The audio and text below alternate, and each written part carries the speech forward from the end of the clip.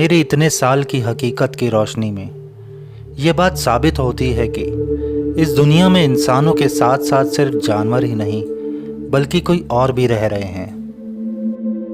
ये हमको तो देख सकते हैं लेकिन हम उन्हें नहीं देख पाते। रात को जब कुत्तों के रोने की आवाज़ें सुनाई देती हैं तो वो इन्हीं के खौफ से रोते हैं।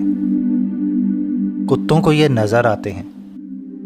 यूं तो मैंने इस टॉपिक पर बहुत सी कहानियां सुनाई हैं, लेकिन इस कहानी में जो वाक़या बता रहा हूं उसे याद करके मैं खुद भी कांप जाता हूं।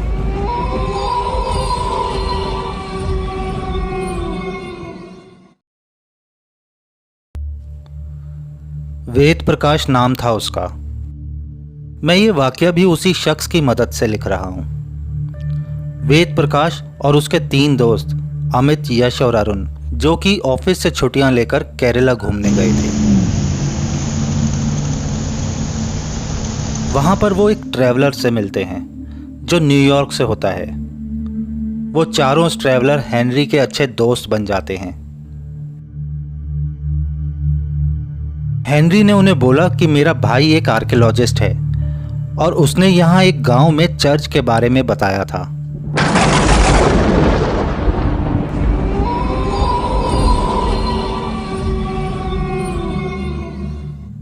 तो सभी उस चर्च में जाने के लिए उत्साहित हो जाते हैं। पर चौंकाने वाली बात यह थी कि इस चर्च के बारे में ना तो किसी किताब में और ना ही गूगल पर जिक्र है और ना ही ये किसी मैप में दिखाई देता है। वो लोग डिसाइड करते हैं कि वो अगली सुबह वहां जाएंगे। वो चर्च जंगल के बीचों बीच था जहां आदिवासियों का भी बसेरा था। जंगल के बाहर तक तो वो लोग अपनी गाड़ी से चले जाते हैं, पर जंगल के अंदर उन्हें पैदल ही जाना था। वेद प्रकाश और यश ने उन्हें बोला भी कि आगे खतरा हो सकता है, हमें वापस जाना चाहिए, पर उन सबको तो ये सब एडवेंचरस लग रहा था। वो लोग आगे बढ़ते जाते हैं और जो सबसे ज़्यादा उस चर्च को देखने की ख्वाहिश रख रहा था वो हेनरी था, क्योंकि उसके भाई ने उसे वहाँ के बारे में बताया था। जंगल में चलते चलते शाम हो जाती है और आखिर में वो लोग उस चर्च तक पहुँच जाते हैं जो जंगल के बीचों बीच होता है। वो चर्च के पास जा ही रहे थे कि तभी जंगल के आदिवासी वहां आ जाते हैं और अपनी भाषा में कुछ बोलने लगते हैं, लेकिन उन सबको आदिवासियों की भाषा समझ नहीं आती। अमित उन्हें पैसे देता है पर वो पैसे लेने से भी मना कर देते हैं। हेनरी उनकी फोटो लेने लगता है और फोटो लेते लेते पीछे होता है तो एक पत्थर से टकराकर झोपड़ी के बाहर गिर जाता है। पता नहीं कौन सी शक्ति उसे झोपड़ी के अंदर खींच कर ले जाती है। वो जोर जोर से चिल्लाता है और सब बहुत डर जाते हैं और अचानक से झोपड़ी वहां से गायब हो जाती है।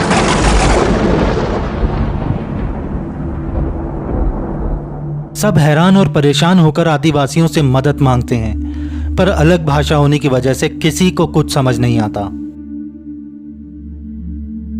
समय का कांटा मानो घोड़े की रफ्तार के जैसे दौड़ रहा था।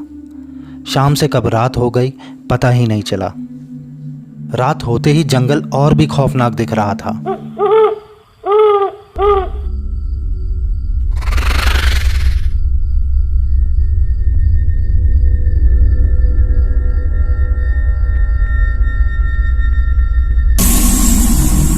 तभी वहां एक आदिवासी आया जो इन्हें इतना परेशान देखता है। वो सबको वहां से जाने के लिए कहता है। वेद प्रकाश और उसके दोस्तों को थोड़ा सब्र हुआ कि किसी को तो हमारी भाषा आती है, पर वो सब जाने से मना कर देते हैं और पूरा वाकया बताते हैं।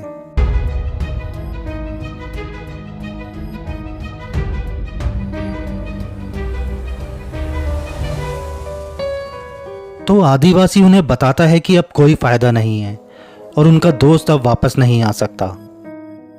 सालों पहले इस घने जंगल में एक औरत झोपड़ी बनाकर रहती थी। आदिवासियों को शक था कि वो एक डायन है और जादू टोना करती है। फिर आदिवासियों के कुछ बच्चे धीरे धीरे गायब होने लगे और सबका शक उस औरत पर और गहराने लगा। फिर एक रोज सभी आदिवासी झुंड बनाकर उस औरत को झोपड़ी में बंद कर देते हैं और झोपड़ी में आग लगा देते हैं।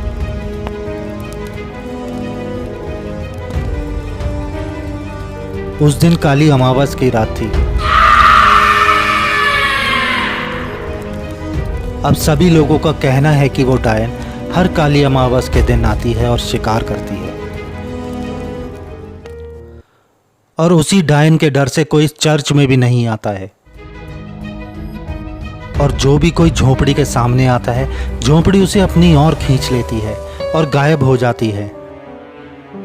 पता नहीं वो डायन ऐसी कौन सी दुनिया में उन्हें लेकर जाती है।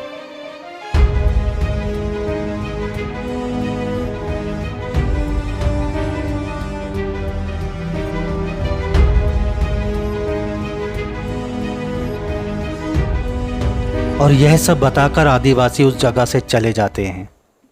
वो सभी दोस्त अगले पूरा दिन हेनरी का इंतजार करते हैं,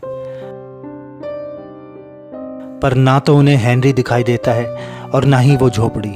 वो चारों दोस्त यही सोच के शांत हो जाते हैं कि इस दुनिया में जरूर ऐसी कोई शक्ति है जो उनकी सोच और समझ से कई ऊपर है, और चारों दोस्त वापस अपने शहर लौट आते हैं। हेनरी का आज तक कुछ पता नहीं चला है। क्या हेनरी कभी मिल पाएगा, या फिर ये चारों दोस्त सही सलामत अपने घर पहुंच जाएंगे? जानने के लिए देखिए अमावस पार्ट 2।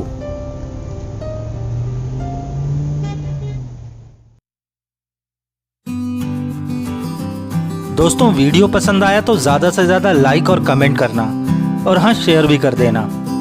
आपके लाइक और कमेंट्स ही मुझे इंस्पायर करते हैं नई और थ्रिलिंग स्टोरीज बनाने के लिए। और जो लोग वीडियो पहली बार देख रहे हैं वो चैनल सब्सक्राइब कर लें और बेल आइकन प्रेस कर दें, जिससे मेरे आने वाली वीडियोस आप तक तुरंत पहुंच जाएं। जल्द मिलेंगे नए वीडियो में एक नई स्टोरी के साथ। तब तक के लिए good bye. Thanks for your time.